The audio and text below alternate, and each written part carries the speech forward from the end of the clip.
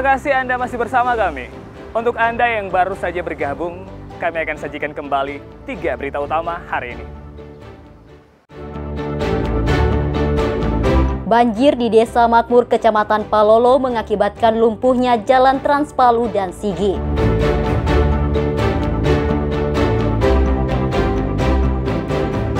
Jalan penghubung antar desa di Kecamatan Petasia, Kabupaten Morowali Utara rusak parah.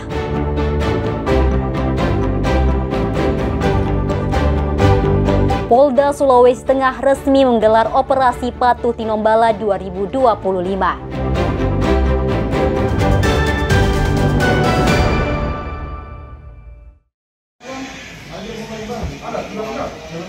Satuan Reserse Narkoba Polres Donggala mengungkap 5 kasus narkotika jenis sabu-sabu selama 2 bulan terakhir.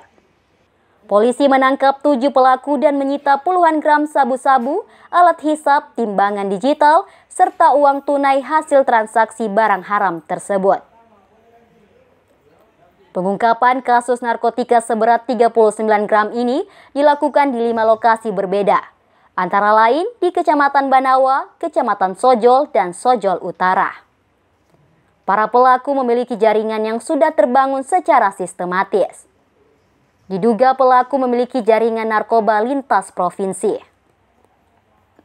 Selain pengungkapan kasus narkoba, polisi juga menyita 1 pucuk senjata api rakitan beserta 11 butir amunisi aktif.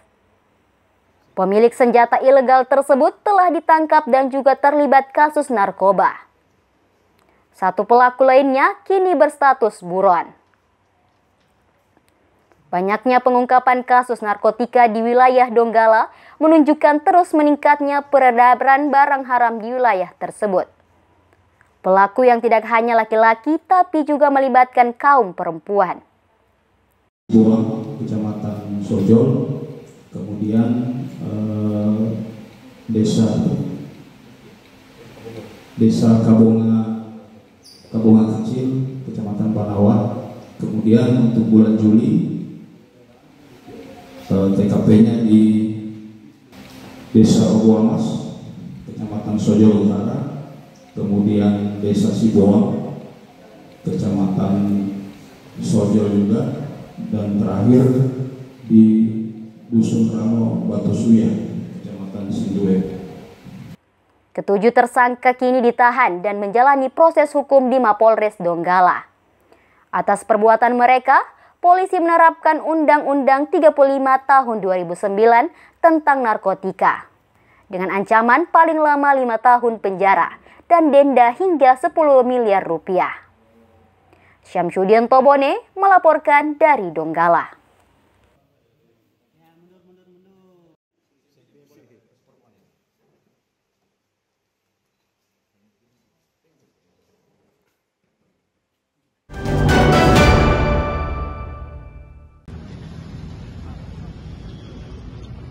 Operasi kewilayahan dengan Sandi Patuh Tinombala 2025 di Sulawesi Tengah resmi bergulir.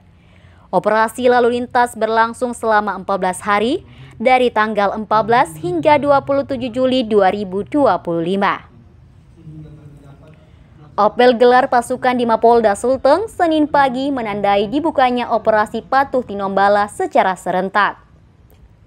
Sebanyak 729 personel Polda Sulteng dan Polres jajaran dilibatkan selama 2 pekan operasi. Adapun yang menjadi sasaran operasi dan prioritas penindakan mencakup 7 pelanggaran kasat mata yang kerap memicu kecelakaan lalu lintas. Mulai dari berboncengan lebih dari 1 orang, tak menggunakan helm SNI atau sabuk pengaman, mengemudi di bawah pengaruh alkohol, melawan arus, kebut-kebutan, menggunakan telepon genggam saat berkendara, serta pengendara di bawah umur. Karena ini adalah operasi patuh yang mana persentase penegakan hukumnya 50%, nanti pada pelaksanaannya anggota di lapangan tidak diprioritaskan untuk memeriksa surat kendaraan maupun SIM. Jadi lebih difokuskan secara kasat mata terlihat adanya pelanggaran yang berpotensi menimbulkan kecelakaan akan diberikan penindakan secara terukur dan sesuai dengan kesalahannya. tapi tadi ada prioritas ya. Prioritas itu adalah operasi patuh ini adalah pengendara yang berpotensi melakukan pelanggaran terkait dengan laka lantas termasuk pengguna jalan yang lain. Operasi Patuh Tinombala kali ini mengedepankan edukatif, persuasif, dan humanis. Adapun penindakan dilakukan baik menggunakan elektronik statis maupun mobile. Operasi Patuh Tinombala digelar untuk meningkatkan kedisiplinan masyarakat dalam berlalu lintas. Selain itu, meminimalisir terjadinya pelanggaran dan kecelakaan lalu lintas, serta menurunkan tingkat fatalitas korban laka lantas. Operasi akan menyasar titik-titik dan daerah rawan kecelakaan lalu lintas. Syahrul Cahya melaporkan dari Palu.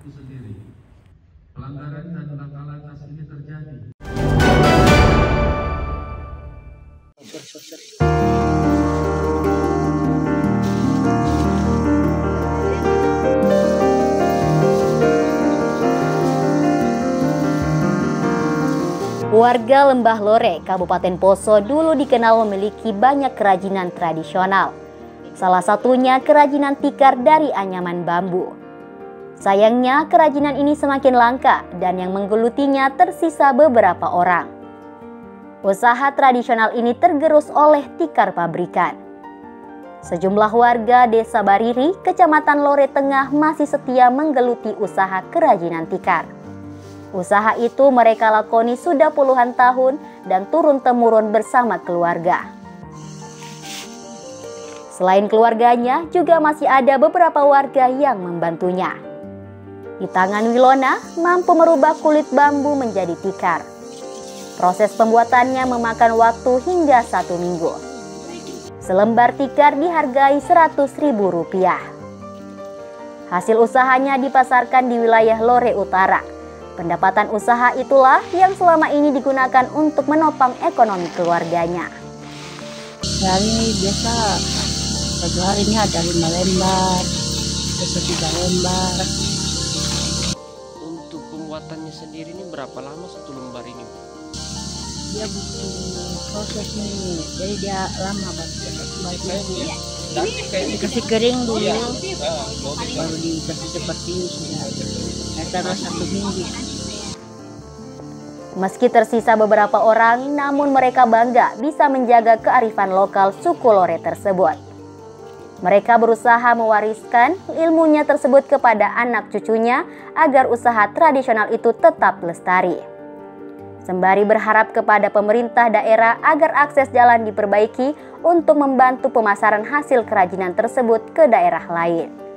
Julianus K. melaporkan dari Kabupaten Poso.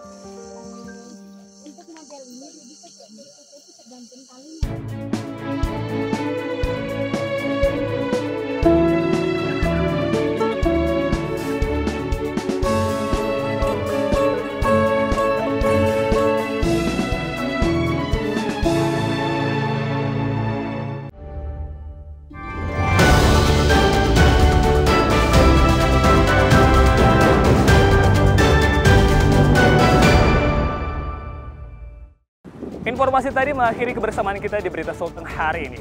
Mewakili rekan kerja yang bertugas, saya Aling Talama mengucapkan terima kasih atas kebersamaan Anda. Selamat beraktivitas, sampai jumpa. Songgong Puasi, Tabe.